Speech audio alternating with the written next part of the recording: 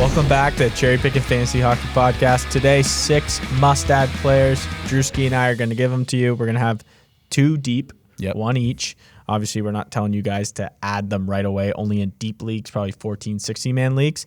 So 4 must-adds, 2 waiver wire additions for yes, deep leagues. Yes. Drew, start us off. All right, so my first guy here, this is my number 1 must-add of the week, Anthony Cirelli of the Tampa Bay Lightning, currently 35% rostered. In 15 games on the season, he has 10 points, 23 shots, 23 hits. With all the injuries in Tampa Bay, Kucherov, notably, Cirelli has elevated to the first line, first power play, and he's playing with Point and Plot, 5-on-5, and Hedman and Stamkos joining those 3 on the power play. He has a huge role. 25 minutes and 22 seconds last night against Philadelphia. The game didn't go to overtime. He almost played half the game. That's got to be a career high. Yeah. It's got to be close to a career high for him. They're putting him out there in all situations. He has an incredible line. He's a talented player. We've seen all the clutch goals in the playoffs, right? Yep. So I think that this is a must-add in all leagues. Yeah, I think 8, 10, 12, 14. I think that, the Kucherov injury, we always talk about whose value gets kind of diminished, but I think Cirelli's value goes up here, getting a good look on the power play. Yeah, he's kind of, the Killorn had that first look.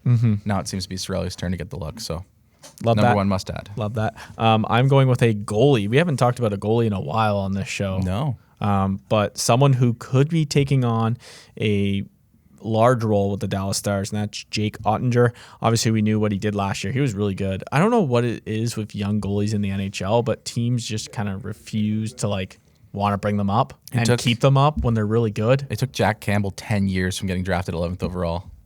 I don't get it. I really don't get it, but I guess, I don't know. I guess that's just how the league works. Older goalies get sort of the keys to the net.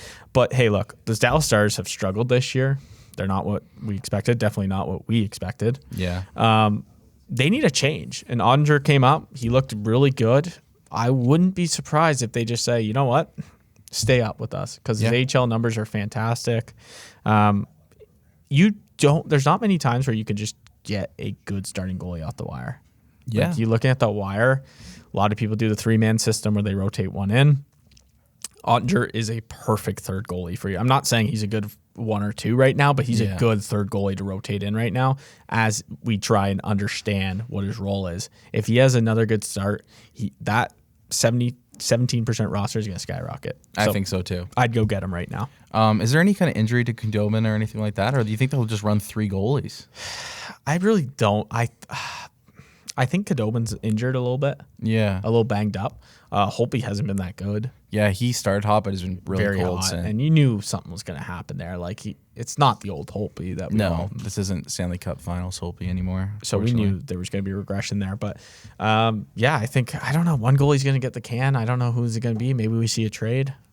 Maybe Khudobin to Edmonton, but Stuart Skinner looks good. Yeah. I think, I agree 100%. I think no matter what, in a couple months here, he's going to be their guy, right? It's just sooner rather, or when you get in on him, essentially. So in a really deep league, I would move now. Yeah. If I was in a 10-team league, I'd probably add Jake Ottinger to the watch list. Yeah, I wouldn't pick him up in a 10-man yet. It's too early for that, but I agree. You do want to be the person that picks him up when he becomes their guy, because he is the most talented of the 3. Yeah, and it never hurts to pick him up right now because he is getting starts. Yeah. It's not like he's in the AHL, so you still could play him.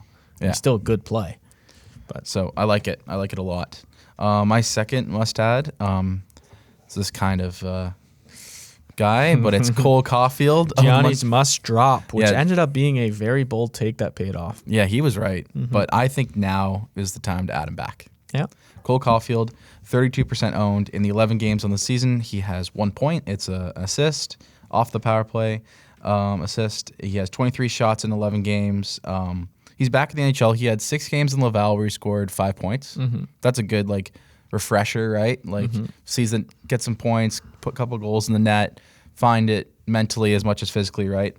With Montreal struggling, I still think Caufield's a speculative add, because who has that much upside on your wire? So yeah. Right? I always look at upside in the wire, and no one has that sort of talent on the wire right now, I'll tell you that. He's going 9th, 10th round in drafts, right? Because we saw how good he was in the playoffs.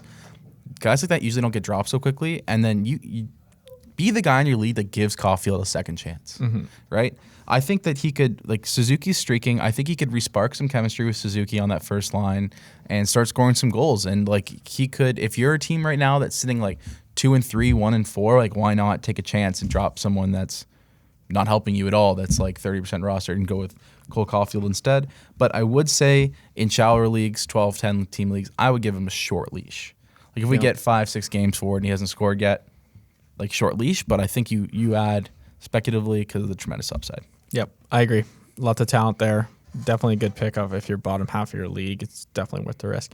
I'm going with a guy who is 25% roster. That is Boone Jenner of the Columbus Blue Jackets. He is seeing line 1 minutes, power play 1 minute. We've been looking at him. Oh, man. We talked about him about 2 weeks ago, was it? Yeah. Where you almost picked him. There's a bonus in the Discord. He's one of those guys like Ryan O'Reilly. He actually doesn't hit. You would think like he bangs bodies, but he only has... Yeah.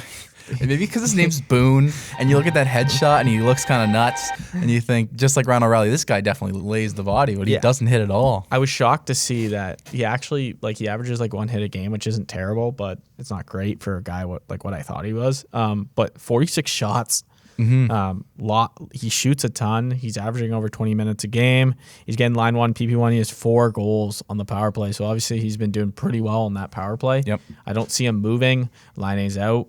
Boone Jenner, 11 points in 14 games. Great start this year. Maybe we see a little bit of a sort of like a late breakout for him. So the pride of Dorchester, Ontario. He had a 30-goal season, I think, 4 or 5 years ago. People forget. So it's in there. The 30 goals, it's in there. And maybe this is the year with, like, because Columbus went from, when he had that 30-goal season, he was kind of one of their main guys. Yeah. Then they had the, like, Panarin, Duchesne, right? Like, Foligno. Like, they had way more players. Yeah, they did have way more And now they're players. kind of back into their rebuilding, and he's got a bigger role again. So I think with the role, you could see another 25-goal, at least, probably season from him. Yeah, I do like think that he's definitely worth a look. I mean, he's shooting a ton, which is good to see. All right, should we get into the waiver wire segment here? Yes. Less than 5% owned players. I scoured the landscape, probably for 45 minutes to an hour here, looking for the player. I almost settled on a guy, and then I found it. I found a great player, less than 5% owned here. It is Hampus Lindholm, defenseman for the Anaheim Ducks. 18 games on the season. He has 7 points.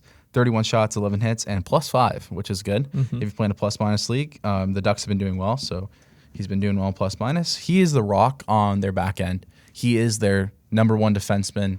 Both ends, well, not really both. Like Drysdale is the most offensive defenseman. Lindholm, more of a defensive guy, but he logs big minutes, like 23 minutes a game. The key here right now, though, first power play. Yeah. They took it away from Drysdale. They gave it to Hampus Lindholm.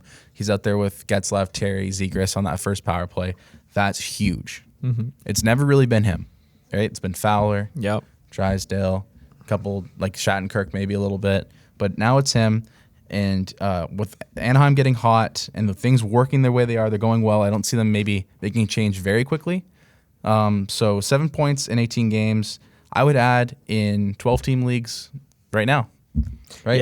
Yeah. Like 4% owned is definitely not on a 12-team league, so he's out there in your league, and I would add him. Yeah, he's been a big part of why the Ducks have been so good. That's what I was trying to say. Thank you. Yeah. So good this year. I mean, their record, they're crazy right now, what they're doing, and a lot of that goes credit towards him. Yeah. My deep ad is Nick Foligno of the Boston Bruins, 4% rostered. He's on power play 1 and line 2. He's going to have that gritty role in the power play of crashing the net. Expect a lot of tip-ins. Yeah. He hasn't really, like right now, they're trying him on the power play with Taylor Hall sort of playing bad. They moved Taylor Hall off. You got that 5th spot. I think it's definitely worth just adding him. Okay, if he sucks on the power play or he's not seeing power play, you drop him. But I do think the upside is huge here in deep leagues at 4% rostered. Opportunity is crazy on that power play. That power play is insane. Yeah, it's just like Colorado, right? There's that 5th spot that's open. Which guy gets it while Foligno's there? Add. And he's not seeing third line here. He's playing with Hall on the second line. Yep. Obviously that could change at any moment. But hey, if he's on, like he's usually a third, fourth line guy. So him getting second line minutes means that they like what he's doing. Yeah. Like he's getting like 15 to 60 minutes. That's not too bad for him. He's in the past with Columbus been a 60-point player, right? So he has played on scoring lines in the past and shown he can do it. So getting that role off that third line now, kind of getting that first power play role in Boston, I really like the upside here for your pick. Okay, that's 6 must-add players. Make sure you comment below who you're adding, and make sure you subscribe to OwnersBox. Download OwnersBox today. See you next time.